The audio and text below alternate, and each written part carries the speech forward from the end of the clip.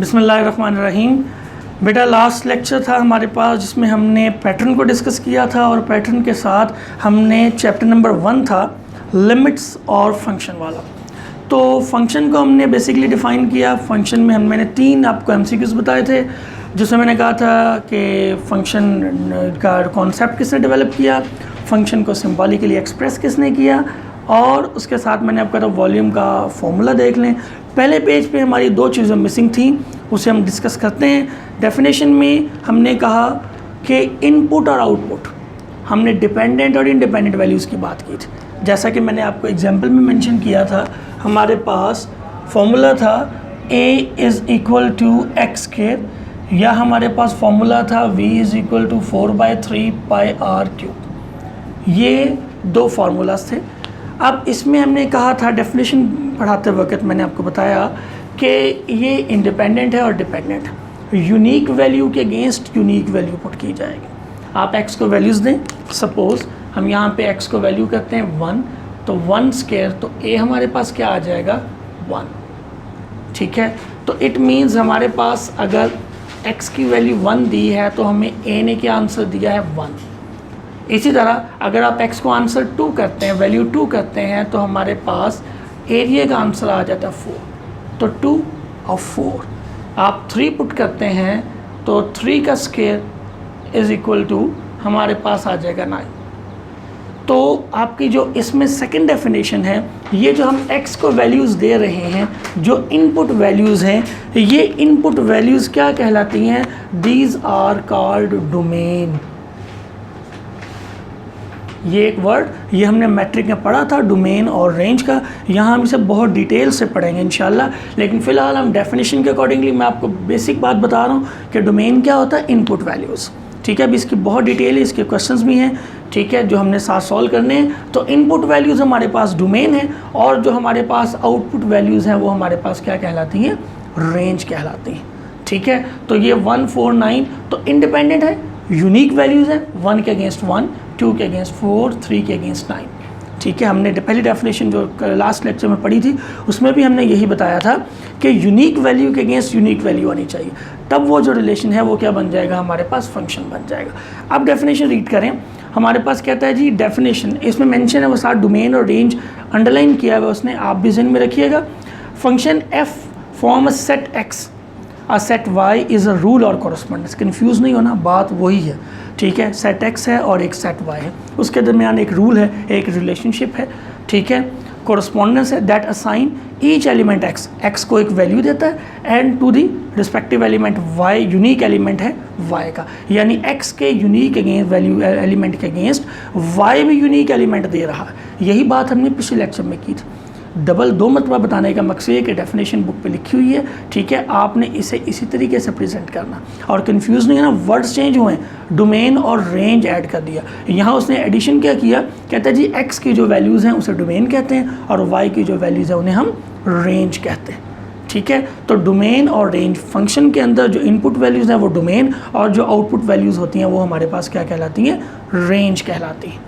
ठीक है, इसके साथ हमने, जैसे मैंने आपको कहा लास्ट लेक्चर में कि हमारे पास फंक्शन को आइडेंटिफाई करने का तरीका क्या था, हम उसकी 3 प्रॉपर्टीज़ को चेक किया करते थे फर्स्ट ईयर में। यहाँ पे हम अलजेब्रिक फंक्शन को, किसी भी फंक्शन को हम ग्राफिकली चेक किया करेंगे। ये आपका बड़ा स्ट्रॉन्ग MCQ है। ठीक है, शॉर्ट बन सकता है, किस तरीके से बनेगा कि हम ग्राफिकली कैसे चेक करते हैं कि फंक्शन है या ग्राफ जो है वो फंक्शन है या फंक्शन नहीं है। तो उसके लिए जो तरीकाकार है वो कुछ इस तरह से है कि हम ग्राफ के ऊपर, ये हमारे पास डिफरेंट काइंड के ग्राफ हैं,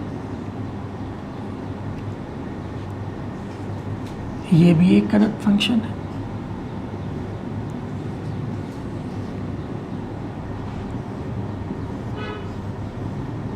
ये सारे के सारे डिफरेंट टाइप्स के ग्राफ हैं, फ्री हैंड ग्राफ हैं किसी भी सेंस के। अब हम ये चेक, ये अल्टीमेटली ग्राफ कैसे बनता है? ग्राफ के पीछे कोई ना कोई फंक्शन होगा, कोई ना कोई अलजेब्रिक एक्सप्रेशन तो होगा। ठीक है, अब वो अलजेब्रिक एक्सप्रेशन किस तरह से बात बनेगी? जैसे हमने कहा a is equal to x के, v is equal to pi r cube. It means अगर हम इसे बेसिक मैथ में ट्रांसफ़र करें तो y is equal to 4x + 5। अब ये एक अदद फंक्शन है, ठीक है, y is equal to 4x+5। अब x को आप वैल्यू दें 1 2 3 4 5, तो वो जो आप x को वैल्यूज़ दे रहे हैं वो यूनिक है, उसके अगेंस्ट y का आंसर आएगा 4 × 1 + 5 दिस इज इक्वल टू 9। अब x को वैल्यू दें 2, 4 × 2 + 5 8 + 5 13, तो y का आंसर 9 आया, y का आंसर 13 आया, बोथ आर यूनिक। अब जो x को वैल्यूज़ दे रहे थे उन्हें हम कहेंगे डोमेन, और जो y का आंसर आया तो उन्हें हम कहेंगे रेंज।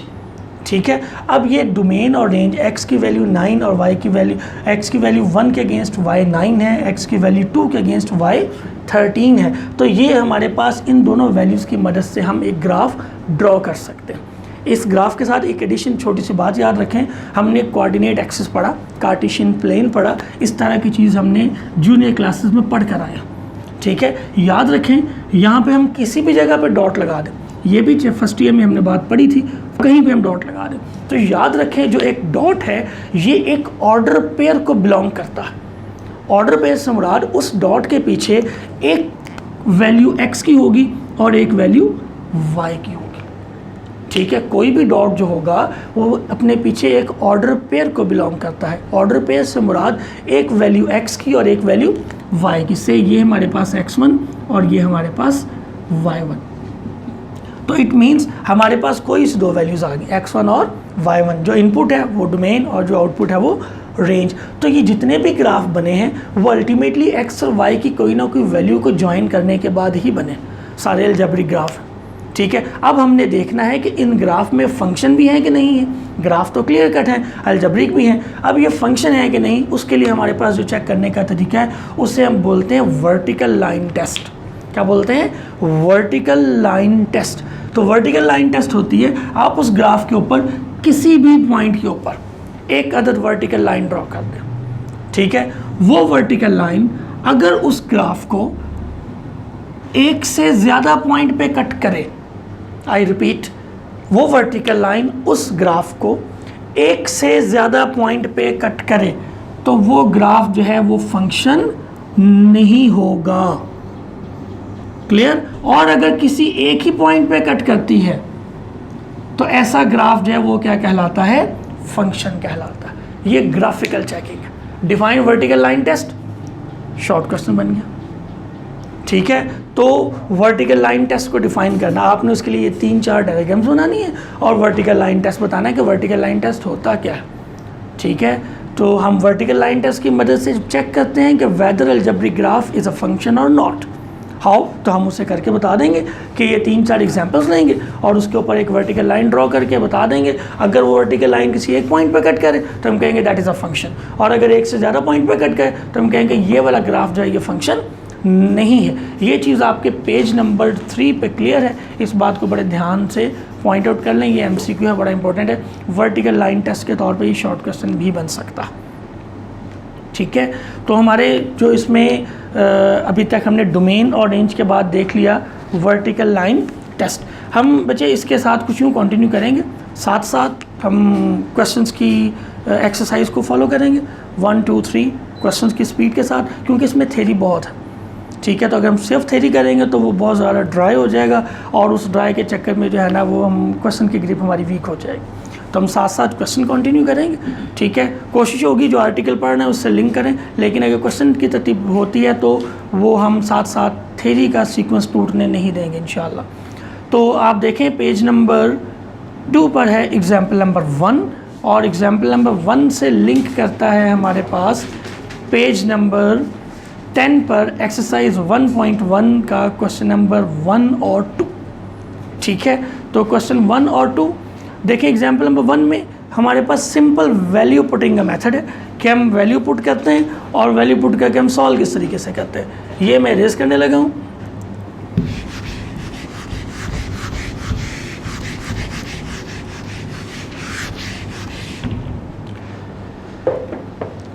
हमारे पास कोई फंक्शन, जैसे हमने ये कहा था, इसको सिंबॉलिकली लिख लेंगे तो y is a function of x। MCQ वाला मैंने कौन सा याद करवाया था? उसका नाम था आयलर। रिपीट कर ले, ज़हन में रख लें, EULER। आयलर उस मैथमेटिशियन का नाम था और उसका ताल्लुक़ किस मुल्क के साथ था?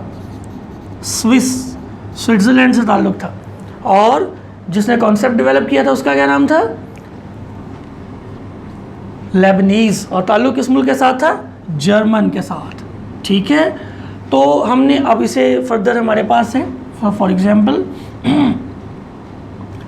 y is equal to 2x plus 1, किसी भी किस्म का अलजेब्रिक एक्सप्रेशन ले लें, y is equal to 2x square plus 5, y is equal to x over 2 plus 5। Suppose different type के बेशुमार एग्जाम्पल्स। यहाँ पर इस y की जगह पर मैं f ऑफ x भी लिख सकता हूँ, ठीक है, फंक्शन ऑफ x। y तो हमने अपनी आसानी के लिए लिखा। It can also be written as f of x, also be written as f of x, because x means हमारे पास वेरिएबल कौन सा ट्रीट हो रहा है, x का, that means f of x। तो यहाँ पे आप x को कोई भी वैल्यू ट्रीट करते हैं तो हमारे पास जो आंसर आएगा, अगर मैं कैलकुलेट के f of 1, it means x को रिप्लेस कर देंगे हम 1 के साथ, तो हमारे पास वैल्यू बन जाएगी 2 into 1 plus 1 that is 3। Change कर दें, f की जगह यहाँ पे 10 पुट कर दें, तो 2 into 10 plus 1 that is 21।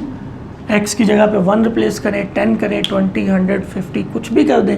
Even आप x की जगह पे z रिप्लेस कर दें तो डेफिनेटली हम यहाँ पे भी x की जगह पे z प्लेस कर देंगे, तो आंसर आ जाएगा 2z प्लस 1। z की जगह आप w लिख दें, f of w that is equal to 2w plus 1। आप x की जगह पे x स्क्वायर पुट कर दें, x स्क्वायर, तो यहाँ भी x की जगह रिप्लेस कर देंगे हम 2x स्क्वायर प्लस 1। इस बात को थोड़ा समझ लें, ये छोटा सा क्वेश्चन है आपका। x 2x plus 1 is equal to f of x।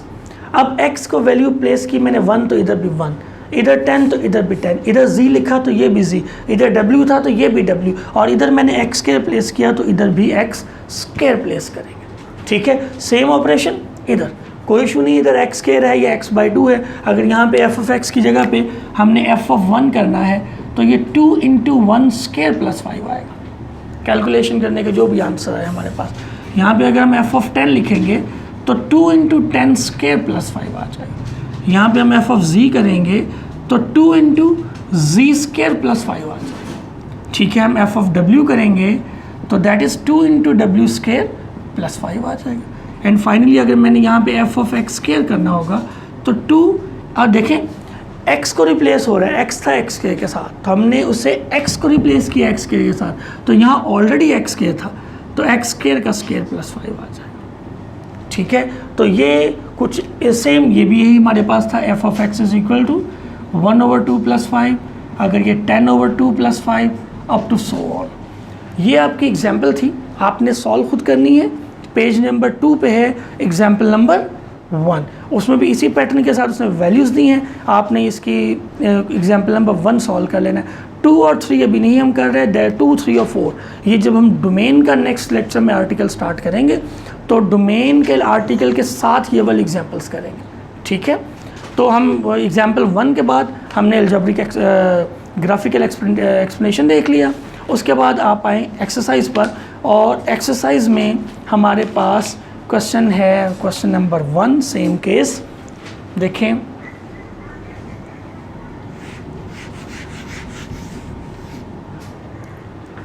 Question number 1 हमें गिवन दैट फंक्शन हमारे पास गिवन है f of x is equal to x square minus x, f of x is equal to x square minus x।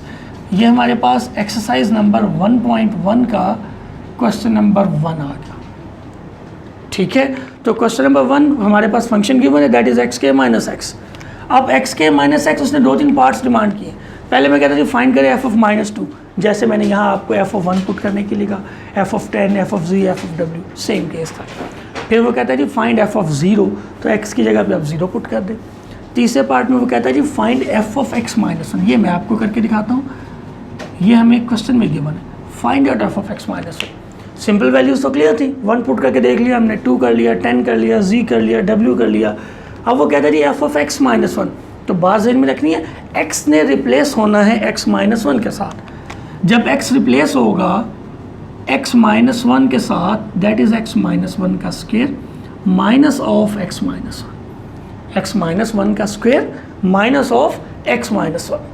तो इसे simple square open कर ले, जैसे हम जूनियर क्लासेस में ओपन किया करते थे, a माइनस बी का whole square is equal to a square plus b square minus 2ab minus x और माइनस माइनस प्लस 1, तो x square minus 3x plus 2, this is f of x minus 1। तो कोई इसमें ख़ास बात नहीं है, सिंपल हमने वैल्यूज़ पुट करनी है, स्केयर ध्यान से ओपन करना है, प्लस माइनस का ख्याल रखें। ये आपके एग्जांपल नंबर 1 मैंने ऐसे बता दी, और ये आपका क्वेश्चन नंबर 1 हमारे पास था ए और बी पार्ट। ठीक हो गया। तो आपका question number example 1 question number 1 ठीक है। कल इंशाल्लाह हम नेक्स्ट लेक्चर में इसे हम क्वेश्चन नंबर 2 और इसके साथ हम स्टार्ट करेंगे कुछ डेफिनेशंस।